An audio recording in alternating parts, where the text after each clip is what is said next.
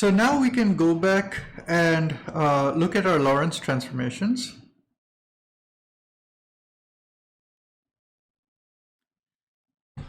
And we can see that this quantity is 1 over square root of 1 minus v squared by c squared is nothing but gamma.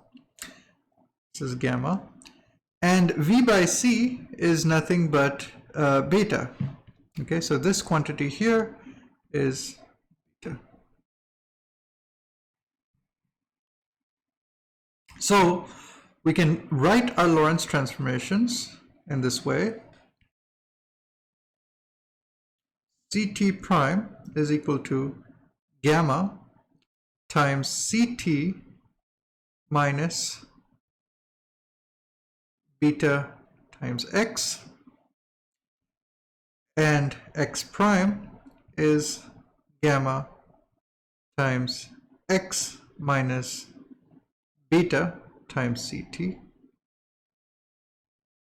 Y prime is y, and z prime is z. And since these are linear transformations, we saw in the last class that we can write this using matrix notation. So let's do that. We can write Ct prime, x prime, y prime, z prime is equal to gamma minus gamma beta 0, 0, minus gamma beta, gamma 0, 0, 0, 0, 1, 0, 0, 0, 0, 1. So this is a transformation matrix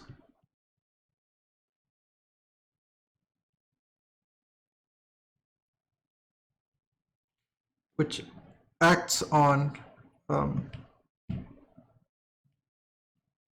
Ct, x, y, and z, and this gives us our dictionary. Okay, it allows us to translate observations of space-time points or coordinates t, x, y, z as seen by one observer into the coordinates as measured by a second observer. Now, we already saw that we can define beta, or we can define beta as tan hyperbolic of the rapidity, and gamma is cosh hyperbolic of the rapidity. So gamma times beta is just sine hyperbolic of the rapidity.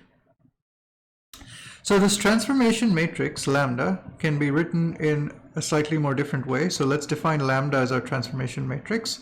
And lambda is only a function of v, or equivalently lambda is only a function of beta or eta. Okay, so lambda as a function of eta is cosh eta minus sinh eta cosh eta 0, 0, 0, 0.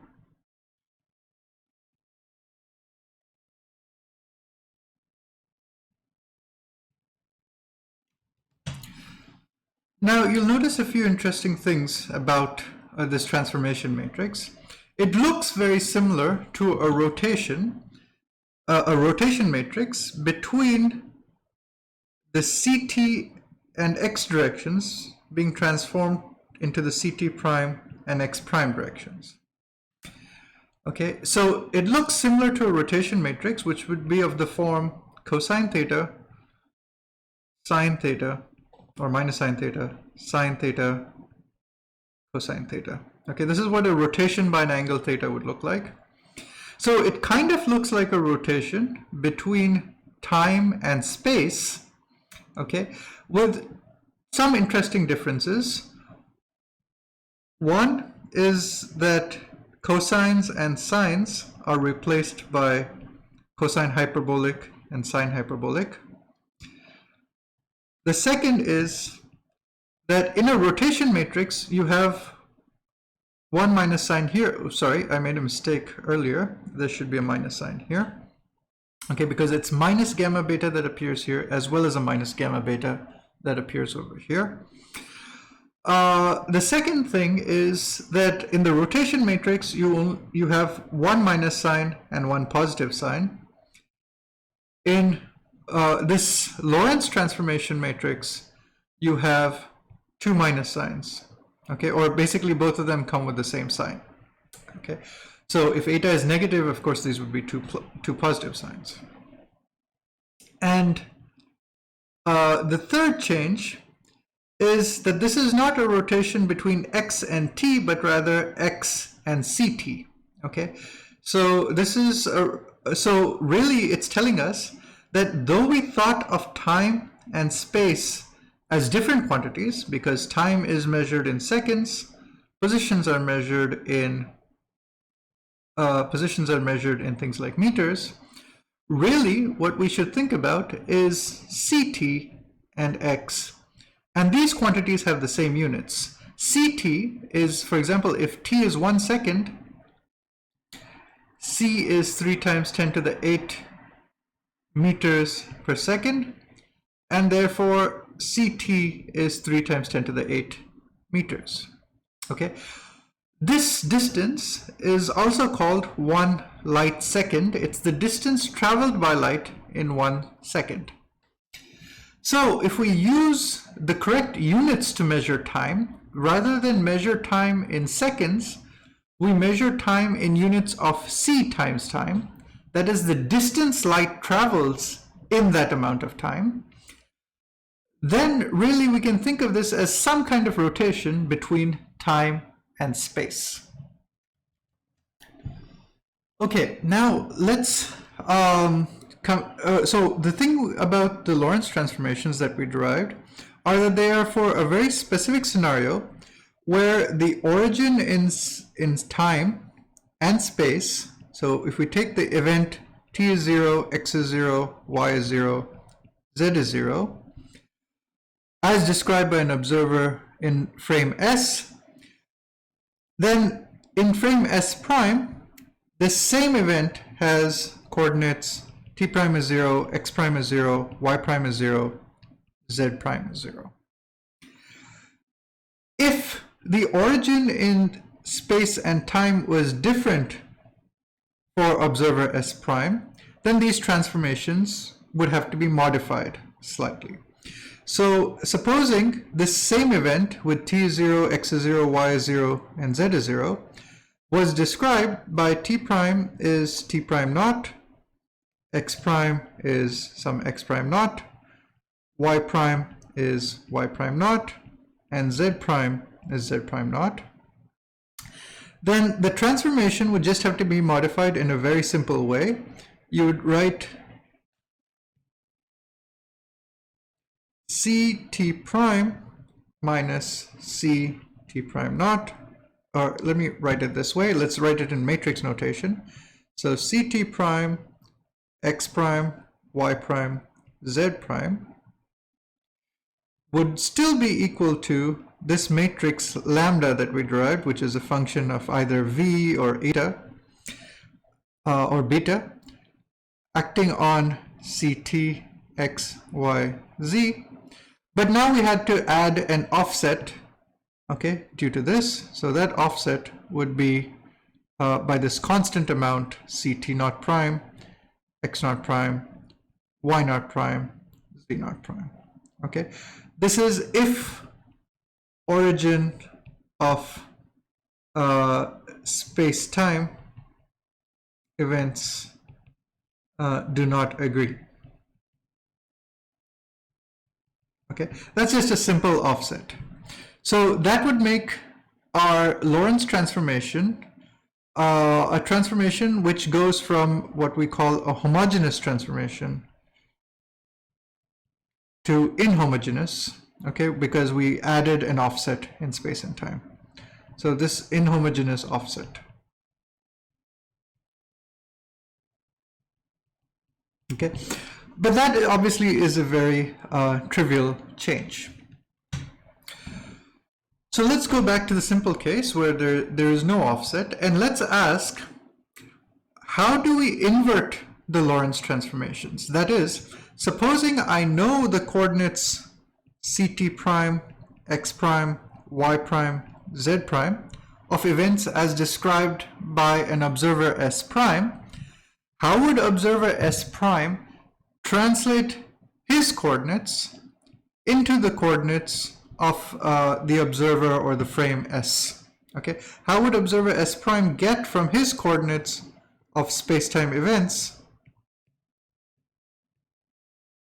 the coordinates of the frame S? Okay, so what we need to do is we need to invert Lorentz transformations. And so, since we obviously have this relationship, which is just a linear matrix relationship, okay, we're assuming no offset for the moment, then all we have to do is invert this matrix, lambda. Okay, so Ct, x, y, z would just be the inverse matrix of lambda, which depends on eta, times Ct prime, x prime, y prime, z prime. This would be the inverse Lorentz transformation. So let's work out the inverse of this matrix, cosh eta, sinh eta, or minus sinh eta, cosh eta.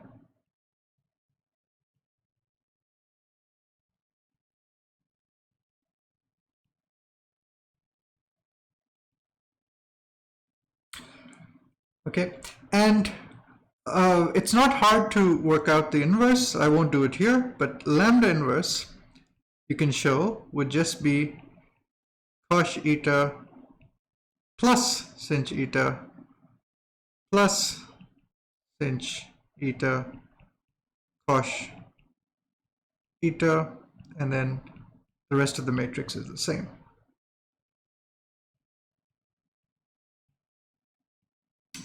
So what this tells you is that if I want to go back from observer S prime to observer S, or the frame S, what I would need to do is I just need to use the same transformation matrix with parameter minus eta. Okay, so in other words, if I want to go from observer S to S prime, I use a transformation parameter eta. If I want to go from S prime back to S, I use a transformation parameter minus eta. And since eta is, or tan hyperbolic eta is beta, and beta is V by C, and you'll recall that tan hyperbolic eta is an odd function, which means as eta goes to minus eta, beta goes to minus beta, and V by C goes to minus V by C. Okay, so that means if I used a parameter V, if I used a parameter V to relate S and S, or go from S to S prime, I would use a parameter minus V to go from S prime to S. That is fairly satisfying, especially from the point of view of Galilean relativity.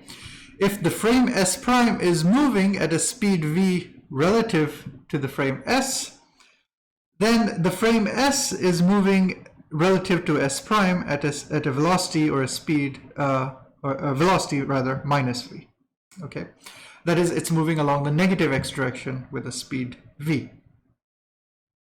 Okay, so transformations and inverse transformations are just related by a change of V to minus V, or eta to minus eta, or equivalently beta to minus beta.